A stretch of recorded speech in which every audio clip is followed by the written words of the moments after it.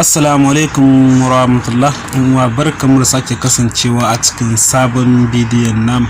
Kwana biyu kun ji mu shiru, to wallahi haka ne, saboda an ce jiki da jini mun dan tsaya futu ne. Ga duk wanda bako ne a wannan channel din tam, to ya kasa danna mana alamar subscribe, kana ka taba ƙararrawar sanarwa, sannan idan bidiyon ya burge ka sai ka danna mishi alamar like.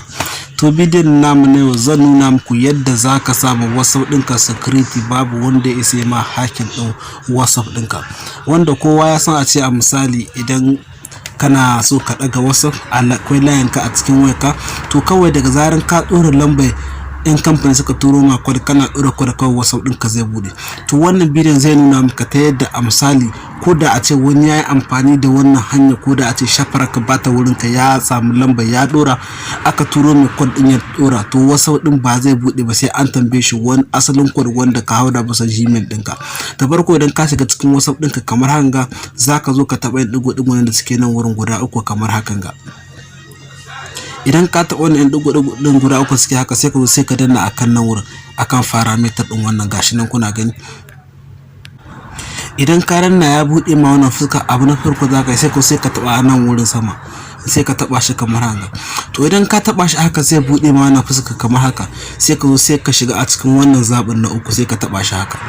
To gashi nan kuna gani nan wurin, sai ka zo sai ka taba a nan wurin akan activate din wannan, kenan a misali zai baka dama ka sa code guda uku wanda ba za ka mance ba. To bari mu sa code a misali wanda dai ba za mu mance ba, 89 75 08. So a misali na zaɓi wannan, sai in ƙara maimaita code din 89 75 08. yanzu gashi na haka.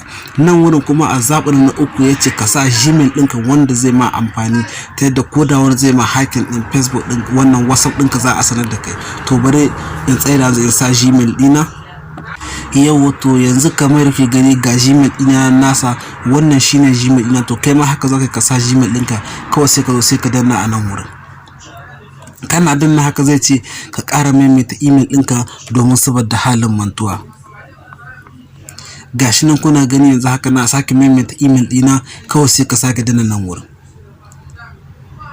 To yanzu nan kuna gani haka yayi termine yanzu haka. To babu wanda isa ya ma abin ka din Facebook ɗinka, sai ka danna ta wurin. Idan kana so ka ƙara mai sharshe da amsali dai kawai hakan ga kawai yayi code din da ka sa nan wurin ya bayyana da email ɗinka. To idan ka haka babu wani wanda isa ya dauki numerin ka yayi WhatsApp da shi. Ka gani yanzu haka ma nan wurin kun ya ce ba zan iya shiga cikin WhatsApp ɗina ba, dole sai na sa wancan code din na sa kamar hakan ga.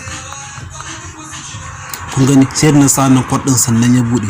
To idan ko da a ce zan bude sabon WhatsApp ne bayan na sa code na kamfani, to ba zai bude, dole sai na maimaita wannan code din sa. To yan uwa da fatan dai kuna da abin da na koyar da ku, ina kuma kai kuskure sai ku gafarce mu.